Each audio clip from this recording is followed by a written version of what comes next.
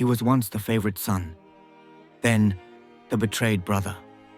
Now, just another number behind prison bars. No trial, no justice, just a cold, silent cell, and a future stolen by lies. But what they didn't realize was, you can throw a man in a pit, but you can't bury God's plan with him. Joseph had every reason to grow bitter, to curse heaven, to give up. Instead, he cleaned floors, organized cells, and listened to the broken stories of fellow prisoners, while holding on to a dream no one else believed in anymore. He was not where he wanted to be, but he refused to stop being who God called him to be. Because sometimes, the road to the palace starts in a prison. The prison warden quickly saw that Joseph wasn't like the others. He was calm, trustworthy, and wise. So just like Potiphar had done, the warden gave Joseph responsibility. He let Joseph care for the daily needs of the prisoners and even make decisions. Joseph rose again, from the bottom of the pit to the top of the prison. One day, 2 new prisoners arrived. They were no ordinary men. One had been Pharaoh's cupbearer, the other his chief baker. They had done something to anger Pharaoh, and now they were locked away. Joseph noticed how upset they looked one morning. "Why do you both look so sad today?" he asked gently. The cupbearer sighed. "We both had dreams last night," he said, "but there's no one here to tell us what they mean?" Joseph's eyes lit up. "Dreams," he said. "Interpretations belong to God. Tell me your dreams. Maybe I can help." The cupbearer went first. "In my dream, I saw a vine with 3 branches.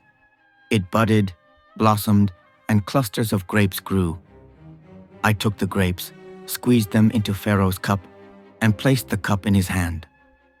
Joseph nodded as he listened, then smiled. "This is what your dream means," he said. "The 3 branches are 3 days. In 3 days, Pharaoh will lift up your head and restore you to your position. You'll be his cupbearer again." The cupbearer's eyes filled with hope. Joseph added, "And when you're restored, please remember me. Speak to Pharaoh on my behalf. I've done nothing wrong. I was taken from my home and thrown into this prison for a crime I didn't commit." The baker, seeing the good news his friend had received, quickly spoke up. "In my dream, I had 3 baskets of bread on my head. The top basket was full of baked goods for Pharaoh, but birds were eating them." Joseph's expression changed. He paused, then said gently, "Your dream means the 3 baskets are 3 days. In 3 days, Pharaoh will lift off your head and hang you on a tree. The birds will eat your flesh." The baker's face fell. It was not the answer he had hoped for. 3 days later, it was Pharaoh's birthday. He held a great feast and called for the cupbearer and the baker. Just as Joseph had said, the cupbearer was restored and the baker was executed.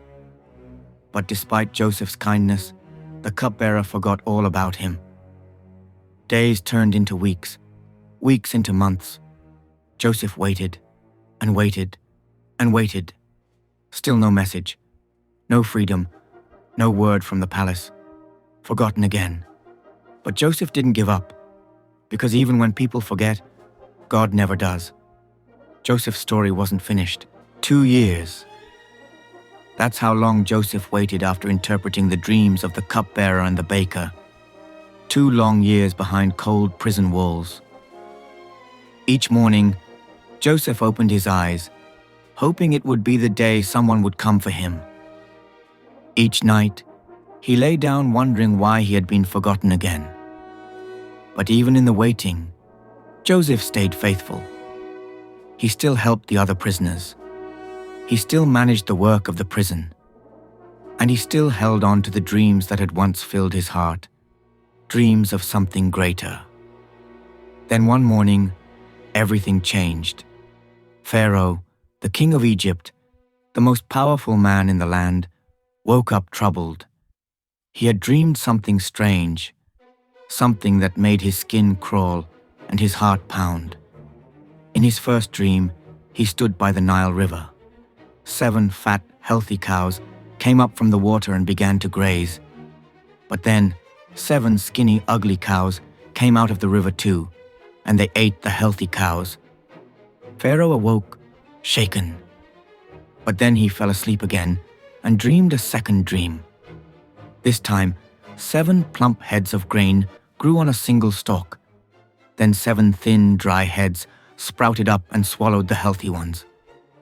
Pharaoh sat up in his bed, confused and disturbed. What could it mean? He called for all the magicians and wise men in Egypt, but none could explain the dreams. They offered guesses and wild ideas, but Pharaoh grew more frustrated with every answer. That's when the cupbearer remembered. He gasped and bowed low before Pharaoh. "Your Majesty," he said, "I must admit my fault. 2 years ago, when you were angry with me and the baker, we were sent to prison. While we were there, a young Hebrew man interpreted our dreams, and everything happened just as he said."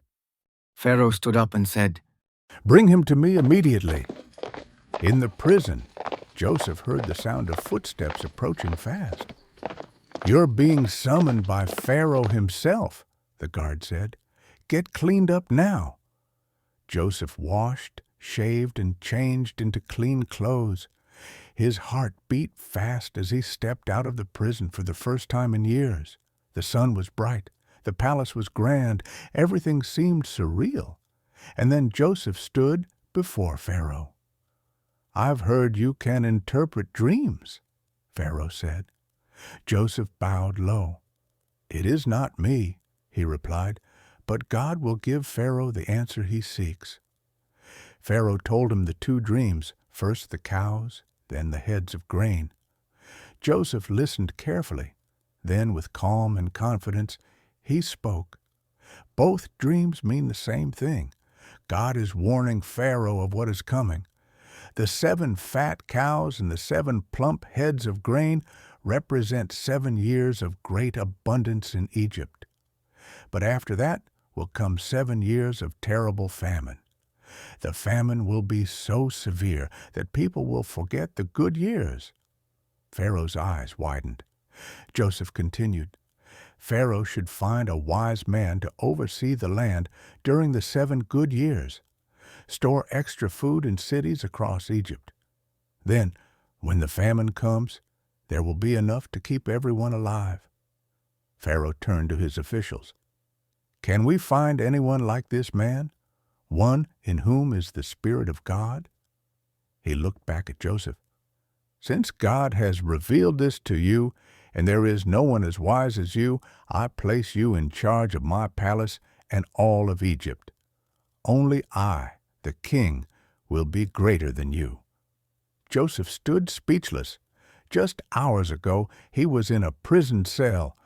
Now he stood second in command of the most powerful nation on earth. Pharaoh gave him fine robes, a gold chain, and a royal ring. He gave him a new name, Zaphanath-Paneah. He even gave Joseph a wife. At 30 years old, Joseph rode through the streets of Egypt in a chariot, and people bowed before him, not because of a dream, but because of the power and purpose that God had placed in his hands. Joseph couldn't believe how much his life had changed. Just yesterday, he was a forgotten prisoner.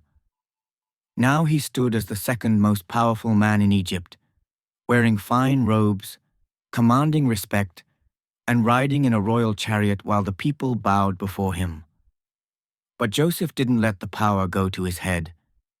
He remembered the pit, the chains, the prison. He remembered his dreams, and he remembered the God who had been with him through it all. Now he had a mission, to prepare Egypt for what was coming. For the next 7 years, the land overflowed with food. The rains came at the right time. The Nile River brought rich soil. Crops grew in abundance: wheat, barley, fruits, and vegetables. Joseph traveled throughout Egypt, organizing storage centers in every major city. He made sure that a portion of every harvest was stored safely. Granaries were filled until people stopped counting. There was so much grain, it was like the sand of the sea. During this time, Joseph married Asenath, the daughter of a priest. Together they had 2 sons.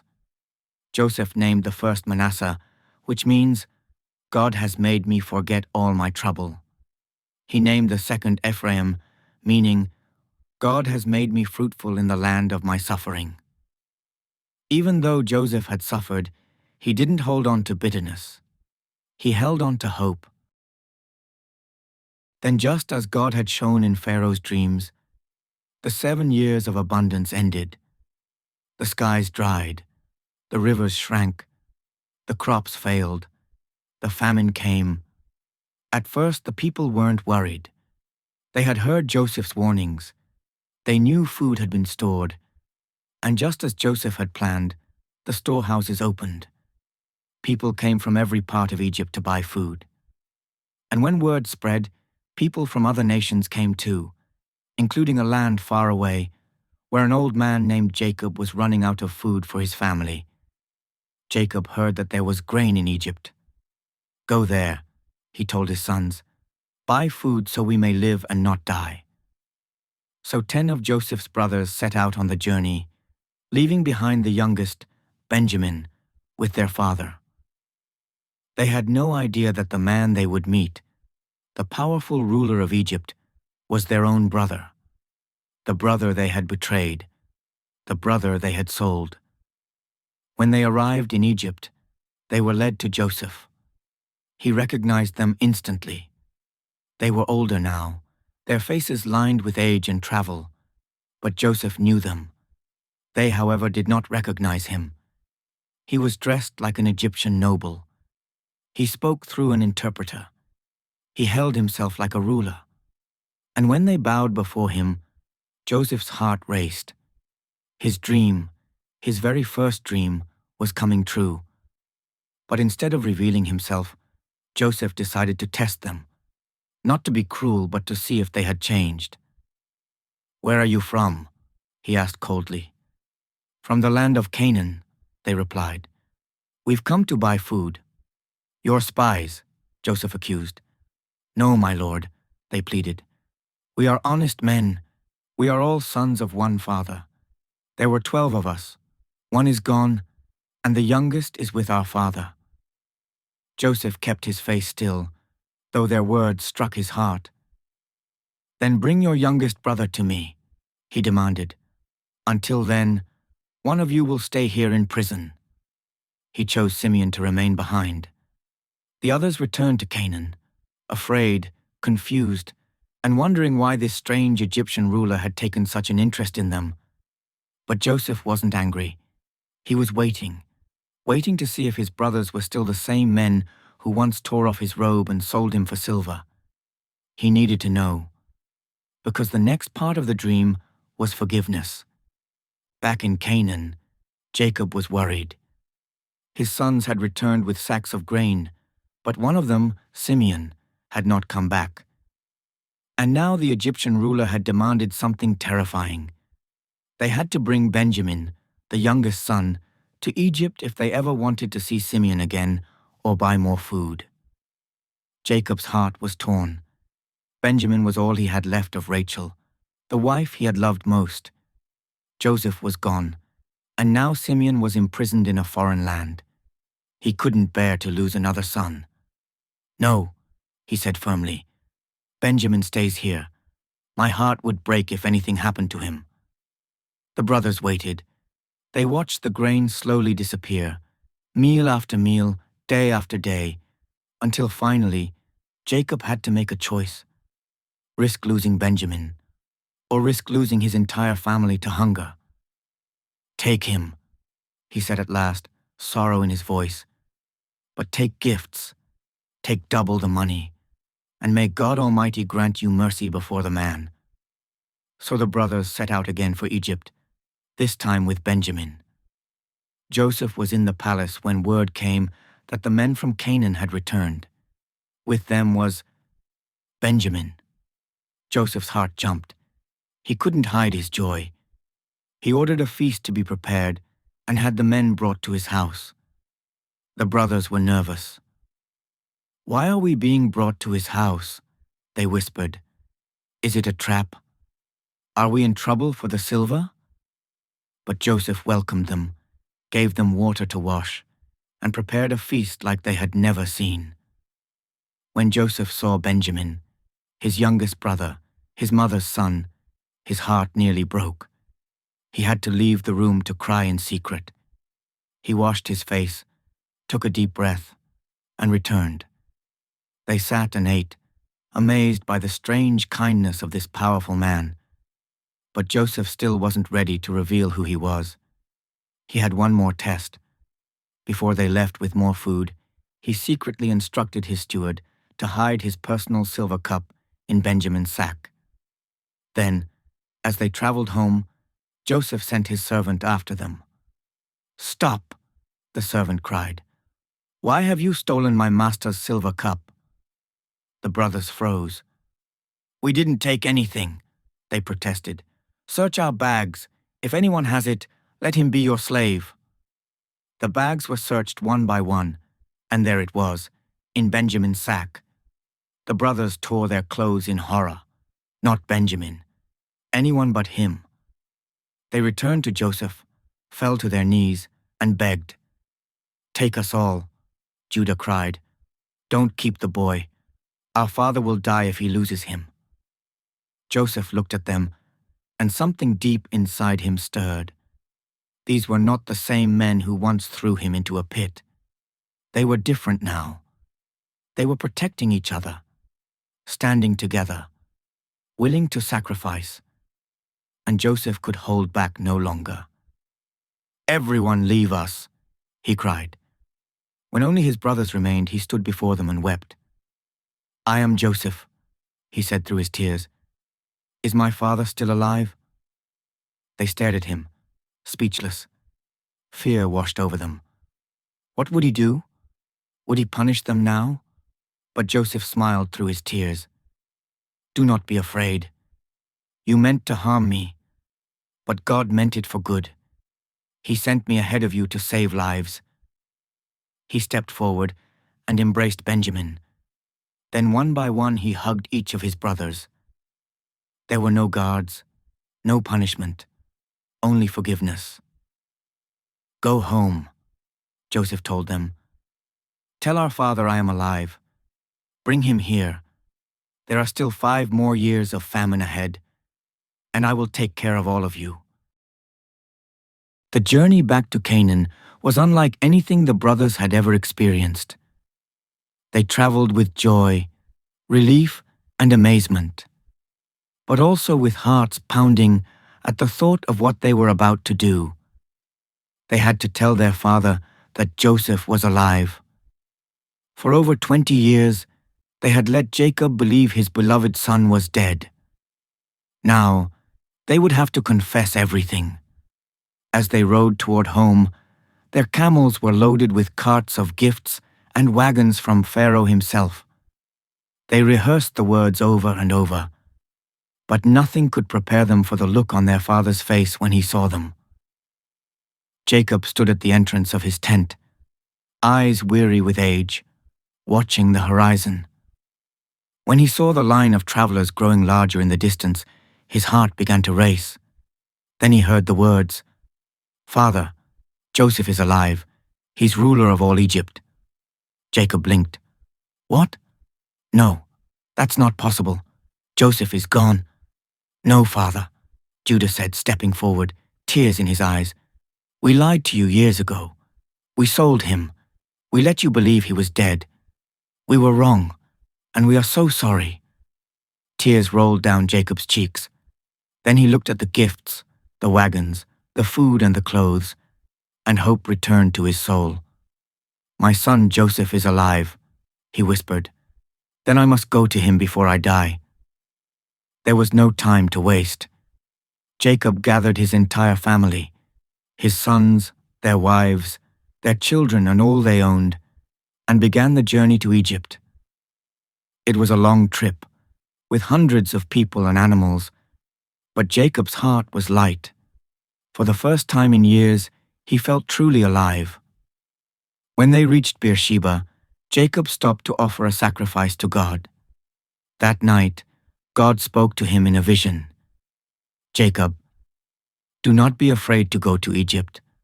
I will go with you, and I will make your family into a great nation there. One day, I will bring you back. Joseph will be with you when your life ends." Jacob woke with peace in his heart.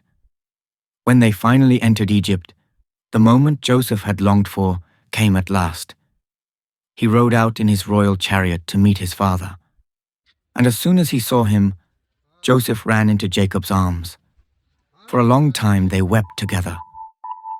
"My son," Jacob said, holding him tight, "now I can die in peace, because I have seen your face again."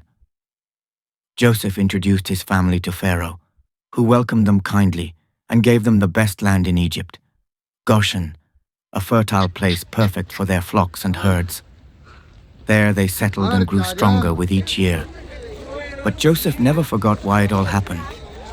Not because of luck, not because of his power, but because of God's plan. What had once seemed like the worst part of his life, being sold, betrayed, and imprisoned, had led to something beautiful, the saving of many lives. His whole family was together again. Forgiveness had restored what jealousy had broken, and Joseph's dream, his very first dream, was now fully alive. The land of Goshen blossomed under the care of Joseph's family. It became a place of safety, healing, and new beginnings. Jacob, now old and content, lived surrounded by the sons he had once feared he had lost, and the grandchildren who played at his feet. Joseph often visited, watching his nephews and nieces run through the fields, laughing, smiling. Life was so different now, but even in times of peace, the past still lingered. As the years passed, Jacob grew weaker. One day he called for Joseph. "Promise me," he said softly, "that you won't bury me in Egypt. Take me back to our land, to the cave where Abraham, Isaac, and your mother Rachel were buried." Joseph held his father's hand and nodded. "I promise." Then Jacob gathered all his sons and blessed them, one by one, with words of wisdom, warning, and hope. When he had finished, Jacob breathed his last breath and was gathered to his people. Grief filled the house. Joseph wept over his father and kissed him goodbye. With Pharaoh's permission, he led a great procession to Canaan and buried Jacob with honor, just as he had promised. But when they returned to Egypt, Joseph's brothers became afraid once more. "What if Joseph is still angry?" they whispered. "What if he was only kind to us because of father?" So they sent a message. "Before your father died, he asked us to tell you, please forgive your brothers for the wrongs they did to you." Then they came in person, bowed before him and said, "We are your servants." Joseph's heart broke. After all these years, his brothers still doubted his love. He began to cry. "Don't be afraid," he said gently. "Am I in the place of God? You meant evil against me, but God meant it for good, to save many lives. So don't be afraid. I will take care of you and your children." And he did, with kindness and grace. Joseph provided for his family, taught them to forgive, to hope, and to trust. Joseph lived long enough to witness the unfolding of a promise across generations. He saw his children's children run freely in a land that once held him in chains. And as they sat by his feet, he didn't tell them stories of his power, his palace, or his wealth. He told them about God. Remember the pit. Remember the prison. Remember the long nights and the silent prayers that echoed off cold stone walls. For Joseph, the darkest places were never dead ends. They were doorways to destiny. When his time came, The ruler of Egypt gathered his family, not to boast of his palace or his power, but to whisper this: "Remember not my success, but the God who was with me when I had nothing." He asked for no statue, no monument, just this, a promise as profound as it was simple. When God comes for you, take my bones with you. Even in death, Joseph was still dreaming, still believing, still trusting that the God who met him in the pit would not abandon his people in Egypt. And so Joseph died, not as a man defined by where he lived, but by where he believed. He wore Egyptian robes, but his heart belonged to the land of promise. He sat in Pharaoh's courts, but his faith knelt before heaven's king. He ruled a nation, but he served a greater throne. Joseph's life thunders across centuries. Betrayal doesn't cancel purpose. Delays are not denials. And when God breathes a dream into your soul, no prison can hold it, no lie can tarnish it, no man can stop it. Because the God who writes your beginning is the same God who guards your ending. And this is the story of Joseph, a dreamer, a forgiver, a slave who shaped history, a man who learned the same hands that stripped him of his robe were unwittingly dressing him for his destiny. The chains that bound him were forging keys to nations, and the God who was with him in the pit was preparing him for the palace. Look closely. Your pain has a purpose. Your waiting has a name. And your story? It's not over yet.